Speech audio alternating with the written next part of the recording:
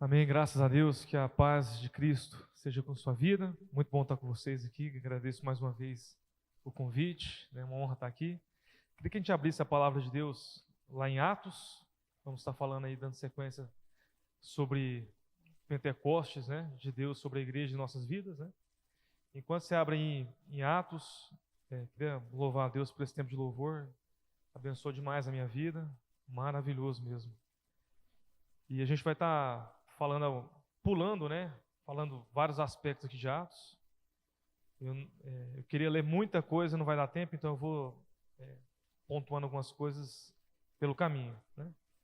E a gente quer meditar sobre o que foi e o que é, Pentecostes para a igreja, para a história da igreja, para a igreja hoje, para a nossa vida. Quando a gente pensa em Pentecostes, a gente pensa obviamente naquele momento da história em que o Espírito Santo foi derramado sobre a igreja, Depois de 3 anos de Jesus, pregando o evangelho, curando enfermos, expulsando demônios, fazendo o trabalho de evangelização em Israel, como o Messias de Deus, o Filho de Deus.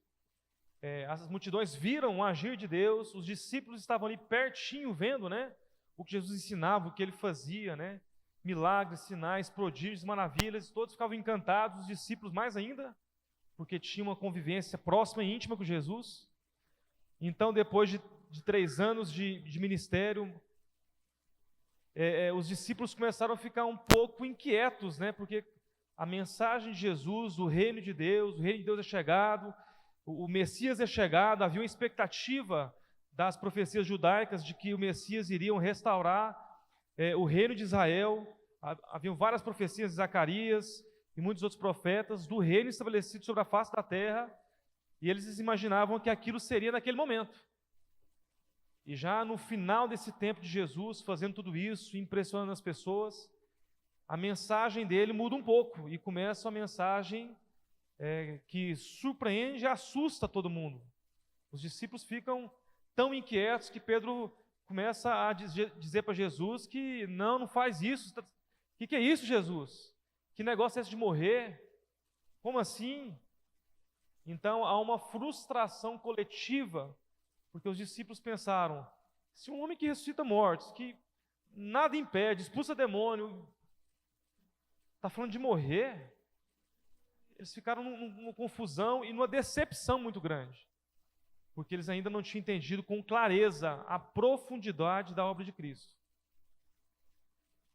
E as profecias hão de se cumprir, há uma segunda vinda, onde tudo isso vai acontecer ainda.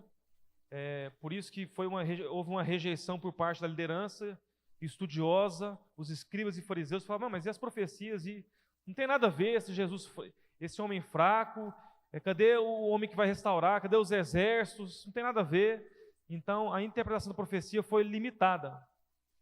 Mas o aspecto mais maravilhoso que foi sendo revelado foi, à medida que Cristo morre e ele ressuscita, os discípulos entram numa situação de: espera aí, ele queria morrer, agora ressuscitou, agora vai, como é que vai ser? Ele fica 40 dias depois de já ressuscitado, se manifestando e sentando com centenas de discípulos, explanando sobre o reino, sobre o reino, sobre o reino. A gente pode ver isso lá em Atos 1, a partir do versículo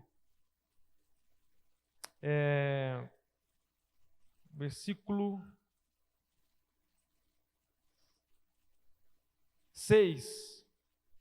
Depois de 40 dias com os discípulos, e os que haviam se reunido perguntaram: Senhor, é neste tempo em que restaurarás o reino de Israel? E a gente pensa na nossa ignorância, talvez por não estudar profundamente as profecias do Velho Testamento, que os discípulos, mais uma vez, estavam agindo com estupidez. Não é possível, depois de 3 anos, agora 40 dias com Jesus ressurreto, eles estão de novo perguntando sobre isso. Mas isso é uma falta de entendimento nosso, porque Jesus estava falando sobre isso com eles. A questão é que haveria algo antes disso acontecer. E depois a gente vai ver em Atos 1:8 que Jesus diz: olha, vocês receberão poder quando o Espírito Santo descer sobre vós, e vocês serão as minhas testemunhas, e vão pregar o evangelho em todo mundo, Jerusalém, Judéia, Samaria e confins da terra.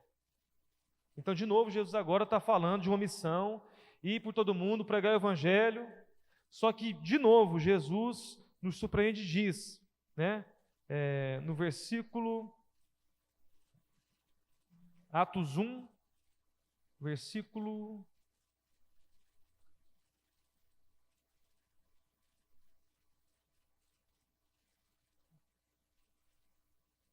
Só um instantinho.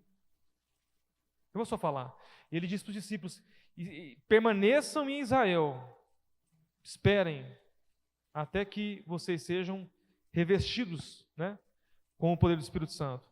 Então Jesus, mais uma vez, depois de 3 anos ensinando, realizando a obra, disse aos discípulos: agora eu vou vos enviar. Ele morre, ressuscita, aparece, fala: ó, o Espírito Santo vai vir, vocês vão ser nossas minhas testemunhas, mas esperem. Permaneçam em Israel até que o Espírito Santo seja derramado. Então, de novo, Jesus gera essa empolgação, essa missão, mas espera. Então é interessante como Jesus,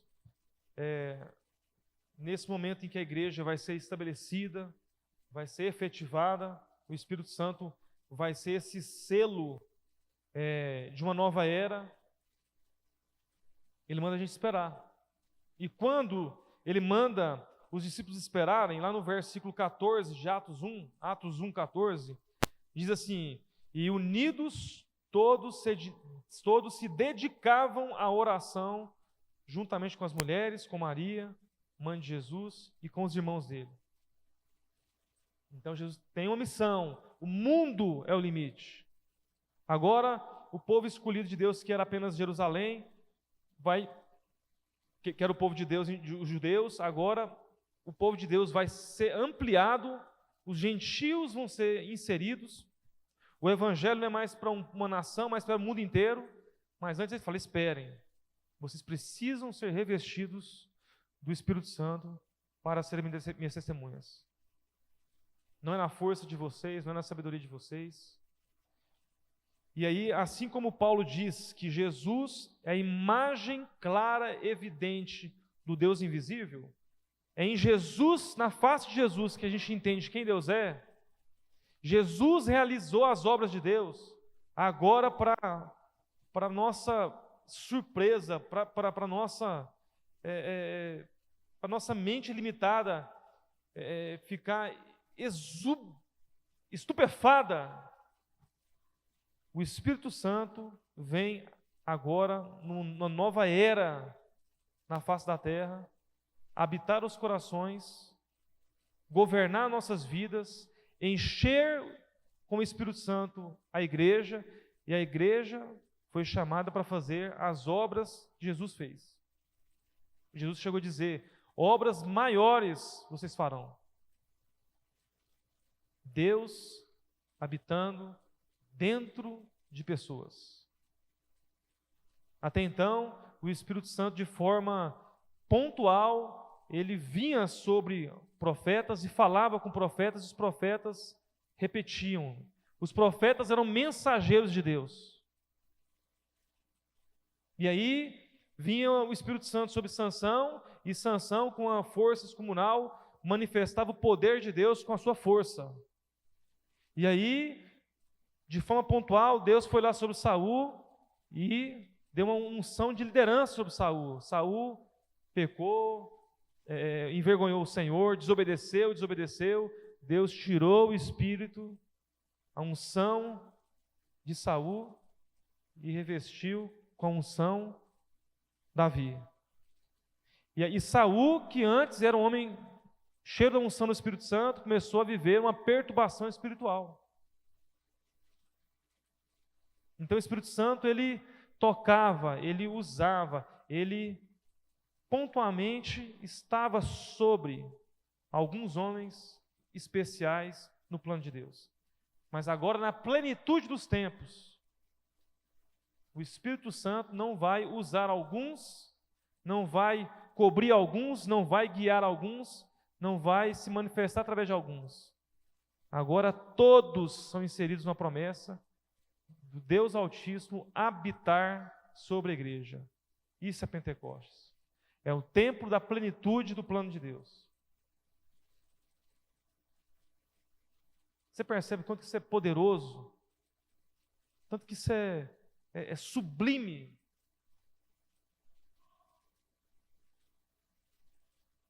Teve um amém ali.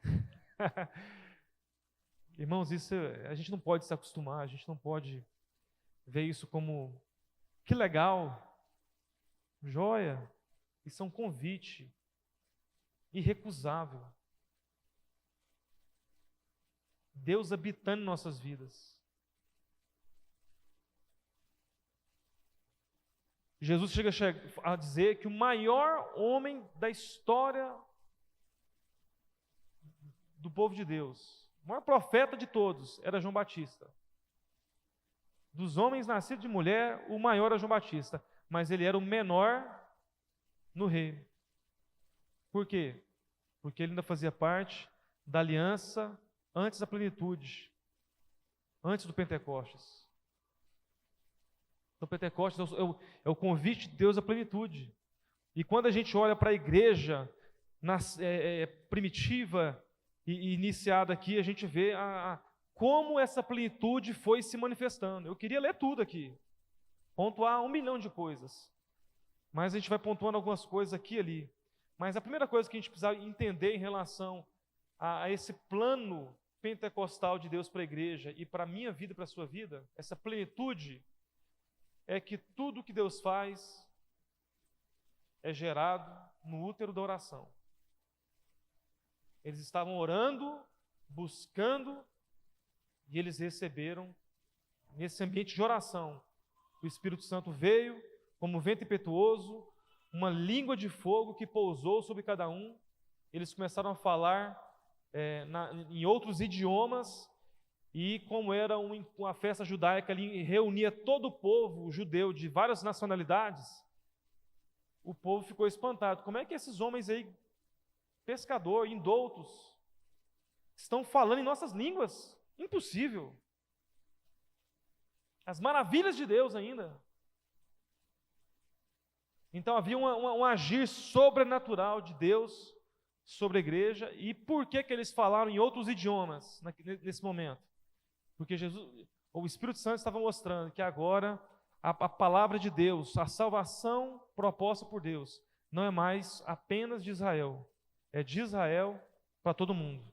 Por isso eles falavam em vários idiomas. Isso era o chamado universal da igreja para o mundo inteiro. Então essa igreja que espera violentamente em oração o agir de Deus, o falar de Deus, o manifestar de Deus, também é uma igreja chamada a ser missionária. Um povo que não se ocupa de si mesmo, mas cujo prazer maior é manifestar o Deus que se manifestou a mim e a você. Falar desse Deus do qual falaram para mim. Ser usado por Deus que usou alguém na minha vida. É um chamado de repartir, com ousadia, com alegria, com intensidade. Então, uma das coisas que eu creio que o Espírito Santo tem para a minha vida, para a sua vida e para a igreja hoje, é uma reforma e um avivamento. Porque em algum lugar, ou em vários lugares, coisas se perderam dentro de mim, dentro de você e na igreja do Senhor. Eu tenho certeza que se eu chamasse aqui várias pessoas à frente, você teria muitas histórias fantásticas, intensas, experiências com Deus que marcaram a sua vida. E com certeza a maioria delas faz muito tempo. E não era para ser assim. Existe um grande mestre, eu sei que o Júlio conhece muito, eu imagino que ele goste muito, chamado Otmani. Infelizmente o livro dele, que eu acho o piorzinho, acho que o único que eu não gosto muito, ficou mais famoso no Brasil, né? Mas tem muitas obras fabulosas, né? E tem 2 livros especiais alguns dos que eu li, mas que são interessantes, que tem um título muito interessante. Um deles é A Vida Cristã Normal, que é muito famoso, e o outro, que é um dos meus preferidos, é O Obreiro Cristão Normal. E quando você vai ler esses livros, você fala assim, não entendi por que ele colocou esse nome, porque não tem nada de normal naquilo que ele escreve. Como um cristão deveria viver e como o obreiro de Deus deveria viver. É sobrenatural, é profundo, é intenso. E aí hoje eu consigo compreender o que eu acho que ele quis dizer.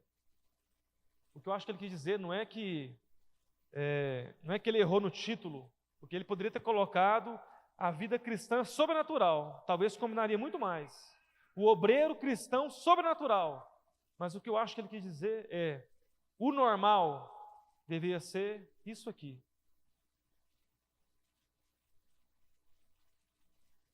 Isso deveria ser normal.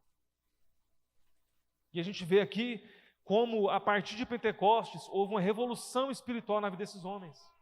Vamos ler alguns trechos rápidos aqui? Depois do Pentecostes, Pedro se levanta, prega. E tem um texto que eu acho fabuloso. Vamos ler comigo lá em Atos 3:1. Se puder projetar Atos 3:1 aí para nós. Atos 3:1 diz assim: Pedro e João subiam ao templo na hora da oração. De novo, irmãos. Quando o normal desse povo era orar. Era todo dia. Havia uma hora diária para se encontrar lá no templo. E fora as reuniões nas casas, que eram todos os dias. Então eles iam lá para o horário da oração, que era às 3 da tarde. E aconteceu que um homem aleijado de nascença estava sendo carregado para a porta do templo, chamado Formosa. Todos os dias as pessoas colocavam ele ali para pedir esmolas, aqueles que entravam no templo, né? De forma muito estratégica, né? Qual teoricamente é o melhor lugar para receber esmola? Na porta do templo, né? Teoricamente é o povo mais generoso, mais cuidadoso, é o povo que está buscando a Deus, né? Então, Pedro e João passam por ali, né? E fixando nele o olhar, Pedro, acompanhado de João, disse: olhe para nós.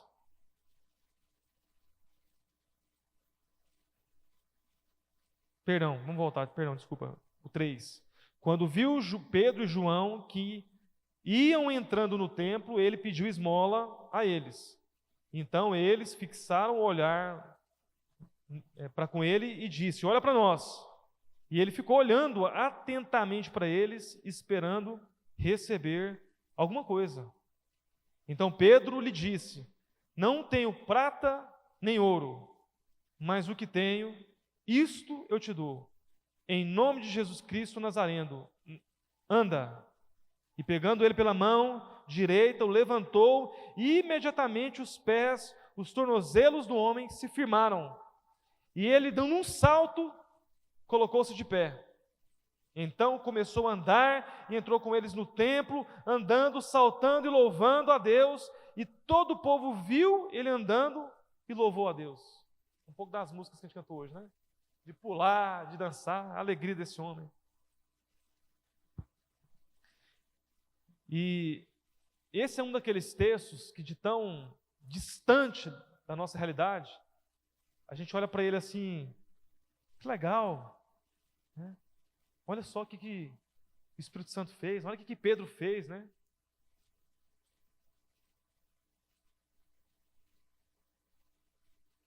Deus usou ele para curar um homem. Glória a Deus. Mas sabe, irmãos, e se a gente olhasse para esse texto de uma forma um pouco diferente? Por que não comigo? Por que não hoje?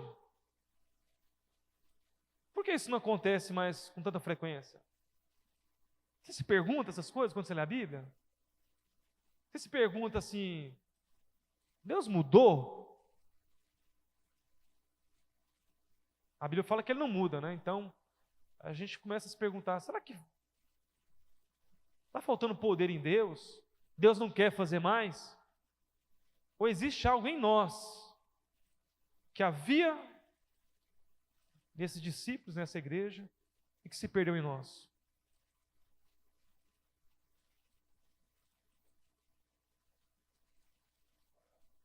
Se tem uma coisa que os crentes, vamos falar do Brasil, que os crentes do Brasil hoje não podem falar, e que uma grande parte dos líderes das igrejas não pode falar hoje, é que eu não tenho nada para te dar. Não tem prata nem ouro. Estou liso. Parece que a gente está num momento da história, irmãos, que essa ampulheta de realidade virou. Esses homens não tinham de cair morto. Mas o que eles tinham,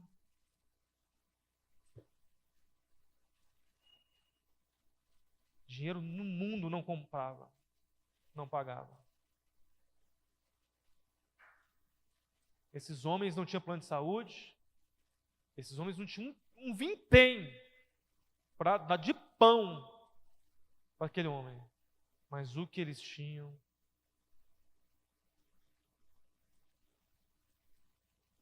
era incalculável. Eles tinham Jesus. Eles tinham uma porção poderosa da presença de Deus em suas vidas.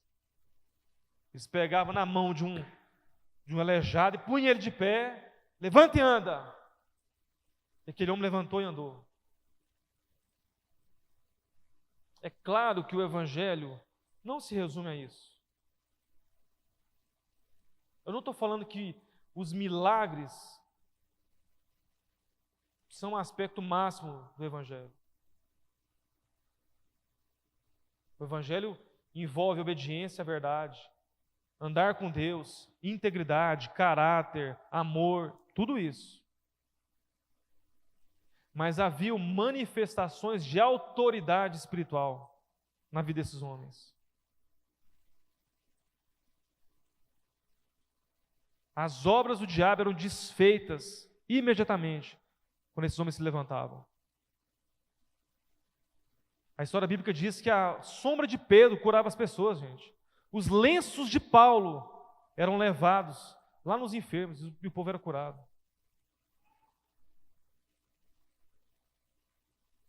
Há uma passagem que alguns jovens que contemplaram, Paulo sendo usado com poder, foram tentar expulsar um demônio. Levaram a coça de vários jovens, acho que filho de um sacerdote lá, tentaram expulsar o demônio. No nome de Jesus de Paulo, eu te expulso.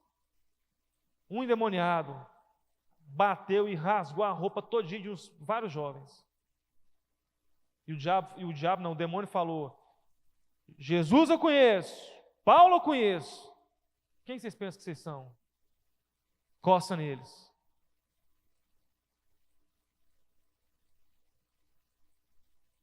A gente cantou aqui hoje, de forma muito profética, águas mais profundas.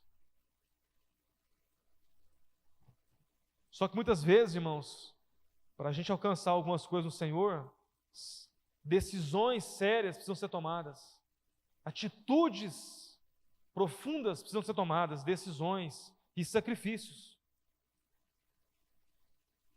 Na Hebreus fala que o pecado nos afasta de Deus e o embaraço nos atrapalha na jornada proposta por Deus. Eu não consigo ver tudo isso aqui apenas como uma história linda para contar para meus filhos. Isso é ser igreja. Nós servimos a um Deus vivo. Eu sei que para nós parece desafiador demais, até assim, indigesto demais. Mas se você for conversar com pessoas mais velhas, eles têm 1 milhão de histórias a mais para nos contar do que a gente já viveu. Eu lembro de uma vez que o Júlio me contou uma história de uma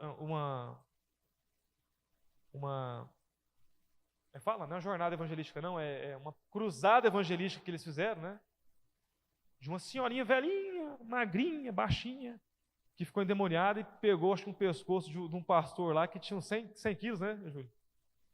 E levantou pelo pescoço, não foi isso mais ou menos? Eu tinha uns 2 metros de altura.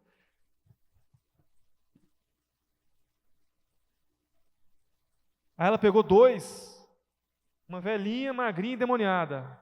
O espírito maligno foi sobre ela, pegou 2 homens, um deles gigante, e uma com cada mão.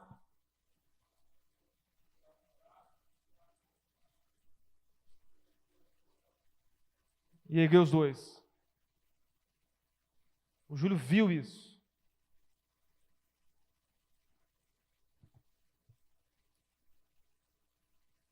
Faz muito tempo, irmãos. Faz um tempinho.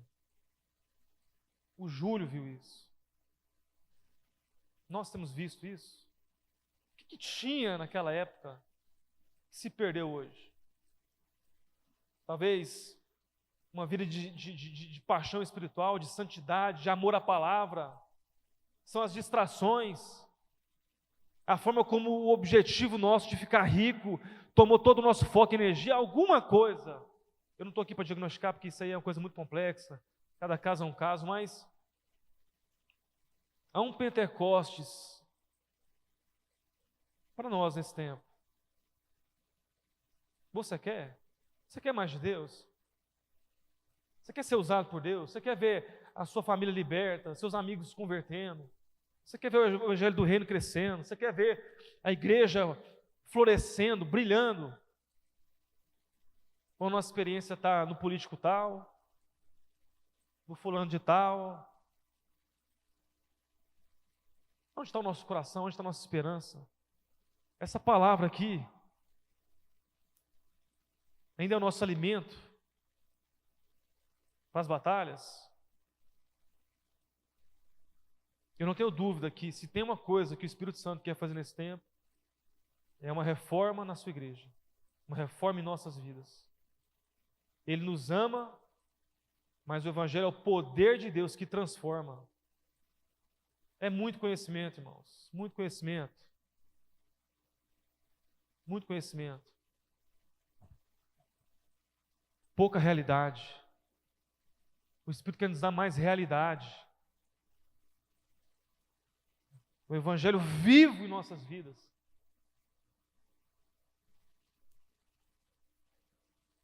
A gente fica lá de zap, pregação em pregação, pregação em pregação, quando tem interesse, né? Às vezes não é nem pregação, né? É vídeo motivacional, vídeo de prosperidade, de coaching, desenvolvimento pessoal, melhor versão de si mesmo. O que tem enchido a sua mente e o seu coração nesse tempo?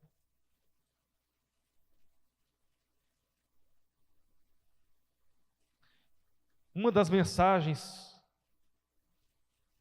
de amor de Cristo para a sua igreja em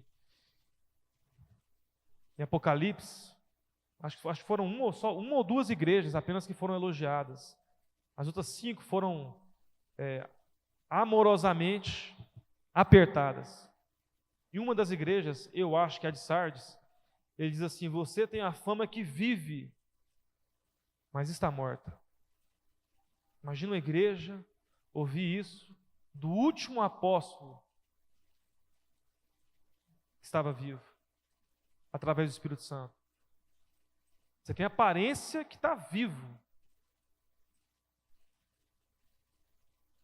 mas é como uma planta maravilhosa de plástico. Eu não sei se você lembra das histórias, tanto de alguns filmes, tem aqueles filmes antigos, né, americanos, de acampamento, né, e também alguns desenhos animados, né, Pica-Pau e alguns outros. Eles mostravam muita cultura americana de empalhar animais, né? Tinha aquele tapete de urso, aquela cabeça de alce, né? E eu nunca tive a oportunidade de ver de perto um animal empalhado, né? Mas por vídeos e filmes a gente dá para ver, né?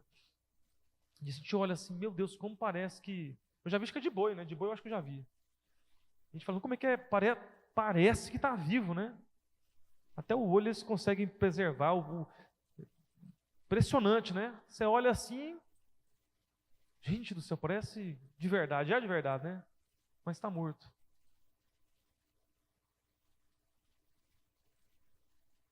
Eu sei que quando o Espírito Santo olha para a sua igreja, mesmo que ela esteja como um vale de ossos secos, o Espírito disse ao profeta: profetiza, profetiza, profetiza o Espírito sobre os ossos.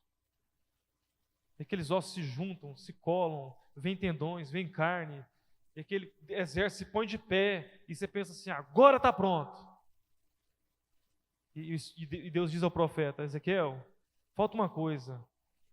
Diz ao exército, profetiza sobre o exército, que eles recebam o Espírito.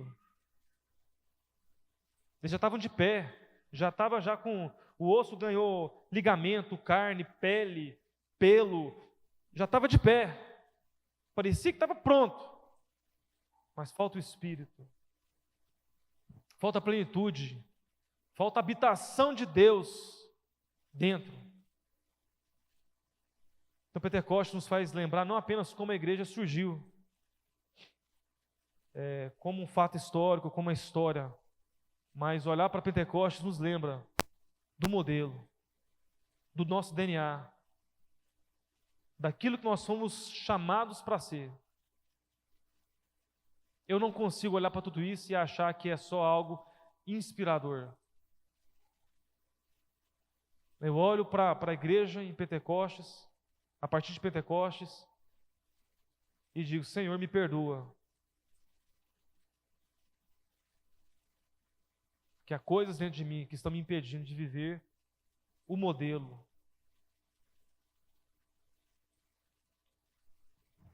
Tudo que está disponível. Eu me pergunto: será que eu estou desprezando? Será que a plenitude do Espírito, os dons do Espírito, a vida no Espírito, é algo que se tornou algo comum para mim, de valor menor? Eu desprezo, eu com displicência deixo para lá. E às vezes a gente tem que passar por situações do trabalhar o Espírito, para a gente às vezes ser acometido de uma doença gravíssima, ter um grande prejuízo financeiro, ficar desempregado ou algo do gênero, perder alguém que a gente ama muito, ter um colapso como uma pandemia, ter uma crise financeira mundial, para a gente acordar um pouquinho e preocupar. Talvez uma das coisas mais decepcionantes da história recente é ver o quanto que a humanidade saiu pior de uma pandemia que tinha como propósito, eu acho, depurar as pessoas. Um dia eu estava buscando um negócio, uma gráfica, e vi um cara conversando no telefone, eu ouvi um pouquinho a conversa, não estava prestando atenção, mas acabei ouvindo. E esse cara era, acho que um dono de cartório, alguma coisa assim. E eu falei assim: deixa eu te fazer uma pergunta. Durante essa pandemia aí, já estava acho no meio da pandemia para o final, como é que foi a questão de divórcio? Ele falou: nunca teve tanto divórcio na história. Ele falou assim: com certeza o nível de divórcios lá no cartório aumentou pelo menos 70%. Como eu fiquei triste, falei: cara, a pandemia, em vez de nos quebrantar, nos endureceu mais ainda. Ao defrontar com a fragilidade humana, o quanto que de uma hora para outra, pessoas morreram, pessoas quebraram, a gente entrou em preocupação, desespero, ficamos longe de quem a gente ama. O coração do homem ficou, parece que, mais endurecido. O ímpeto de buscar a Deus não veio à tona. O que precisa acontecer com nossas vidas para um despertar, para um compromisso maior, para deixar o Senhor agir da forma como Ele quer, em plenitude? Eu quero que você pense nisso essa noite. É uma noite de avaliação, de profunda reflexão. Eu sei que a gente pensa em algumas pregações, o fulano tinha que estar aqui. Pense isso hoje, não. Coloca seu coração de Deus e fala: Senhor, o que me move? que me faz acordar todos os dias? Qual o propósito da minha vida? Qual o legado que eu quero deixar? O que é mais importante na minha jornada? O que é ser cristão para mim? O que é ser igreja para mim? E a gente vai vendo tantos episódios de como a igreja experimentava o agir de Deus, né? Eu podia falar de tantas coisas, eu acho que eu vou encerrar falando de uma experiência quando os discípulos, a partir dessa cura e depois de outros momentos de evangelização, Pedro e João foram presos 2 vezes. E na segunda vez que ele foi preso, foi ameaçado e foi solto, ouvindo os líderes religiosos que se eles pregassem não iam ser presos, dessa vez não seriam soltos. Lá em Atos 4, abre lá a sua Bíblia, lá em Atos 4, versículo 23, 22, 23, Atos 4, 23. Diz assim: depois de soltos, foram para os seus companheiros e lhes contaram tudo o que os principais sacerdotes e líderes religiosos lhes haviam falado, as ameaças da prisão. Ao ouvirem isso, todos juntos elevaram a voz a Deus, dizendo: Senhor, tu que fizeste o céu, a terra, o mar e tudo o que neles há, que pelo Espírito Santo disseste pela boca do nosso pai Davi, teu servo, porque os gentios se enfurecem e os povos imaginam coisas vãs. Os reis da terra se levantaram e as autoridades aliaram-se contra o Senhor e contra o seu ungido.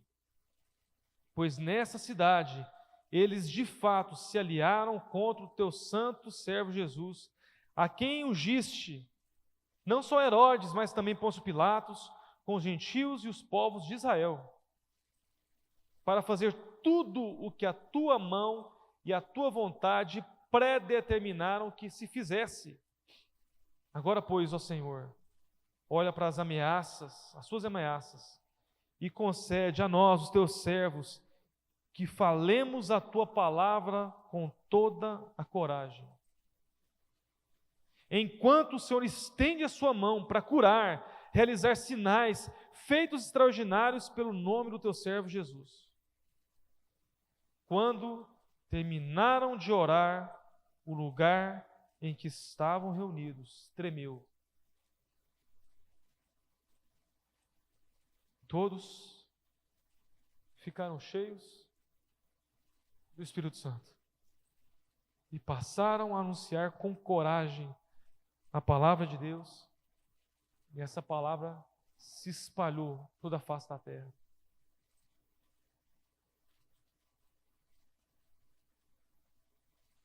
Eu só posso concluir uma coisa diante do fato deles orarem algo e o lugar tremer. Essa oração agradou a Deus como talvez nenhuma na história.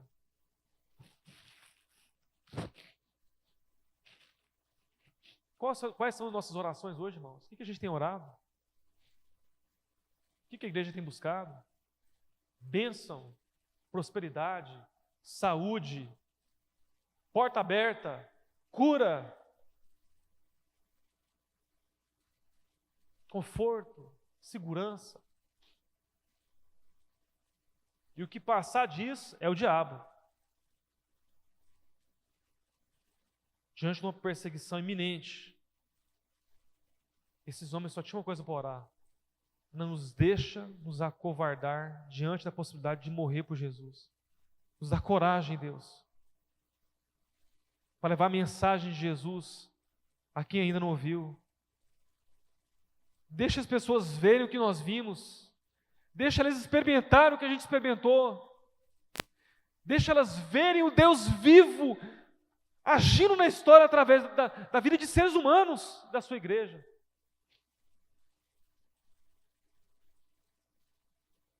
Tem muitas razões pelo qual se viver, irmão. Você pode escolher o que você quiser, você é livre. Mas nada é mais glorioso e eterno como esse propósito. Se a gente orar e desejar de todo o coração aquilo que Deus tem para a nossa vida,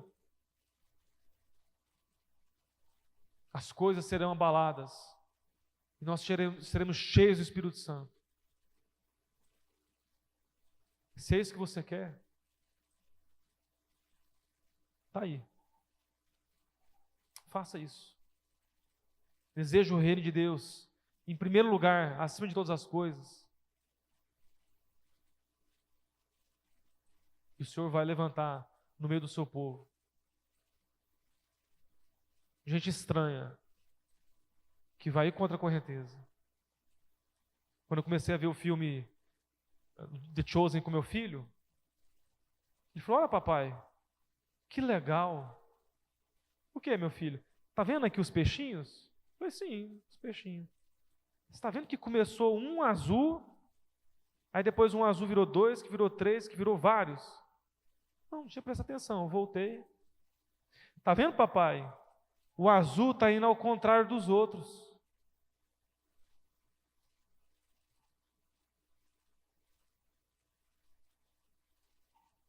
Os azuis estão indo ao contrário dos outros.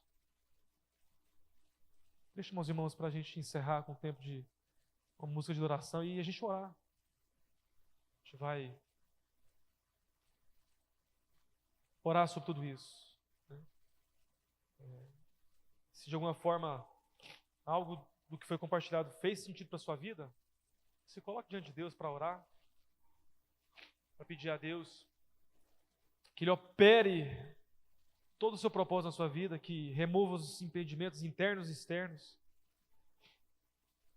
e que a gente não seja apenas cristãos fiéis que frequentam a igreja, mas para além disso, um povo cheio do Espírito Santo.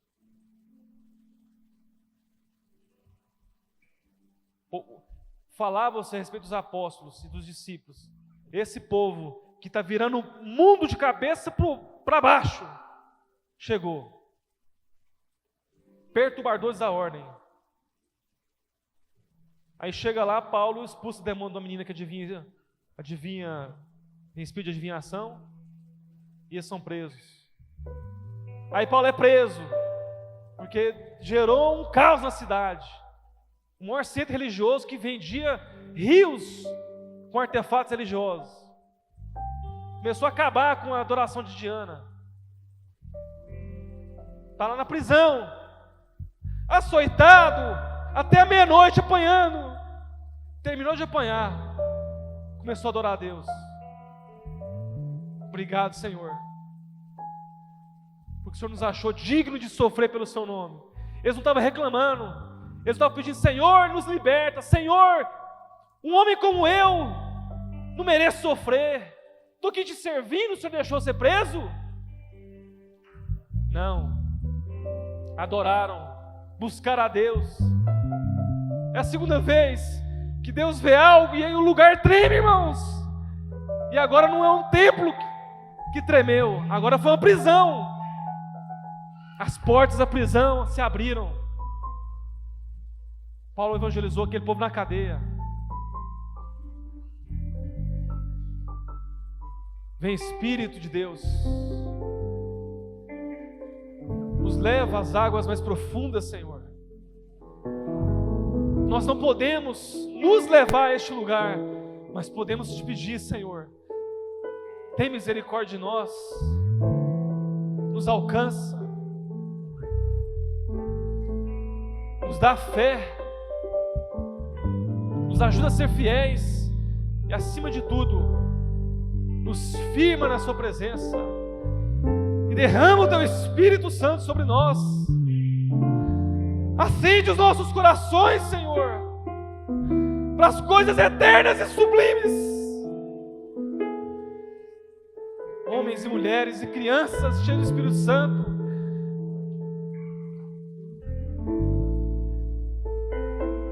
Espírito de Deus, alcança os nossos corações, cria um caminho.